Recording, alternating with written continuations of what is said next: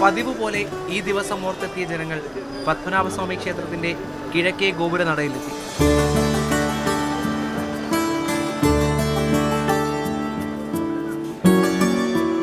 ഗോപുരത്തിലെ കിളിവാതിലിലേക്ക് ഉറ്റുനോക്കി.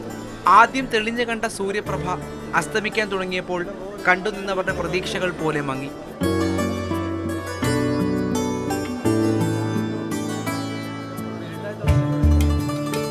കണ്ണുകൾക്കും സൂര്യനുമിടയിലെ മഴമേഘങ്ങൾ കാഴ്ചയെ മറച്ചു. ഒടുവിൽ മൂന്നാം കിളിവാതിലിലെ മങ്ങിയ സിന്ദൂര വെളിച്ചവും കണ്ട് ജനങ്ങൾ മടങ്ങി.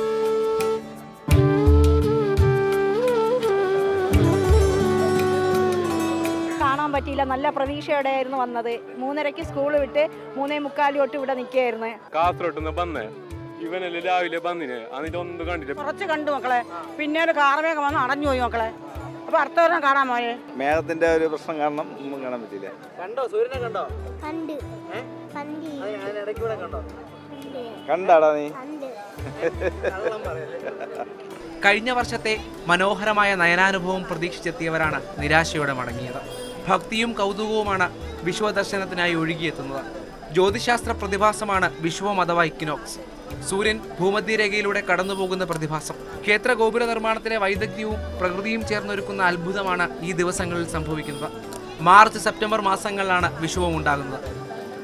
പ്രകൃതി ഒരുക്കുന്ന വിസ്മയ കാഴ്ചയ്ക്ക് ഇന്ന് മേഘം മറയായി. എങ്കിലും ഈ മനോഹരമായ കാഴ്ച നാളെയും കാണാനാകുമെന്ന പ്രതീക്ഷയിലാണ് ഇവരെല്ലാം മടങ്ങുന്നത്. ബിജു VS-നൊപ്പം രാഹുൽ ജി നാഥ്, മാതൃഭൂമി ന്യൂസ്, തിരുവനന്തപുരം.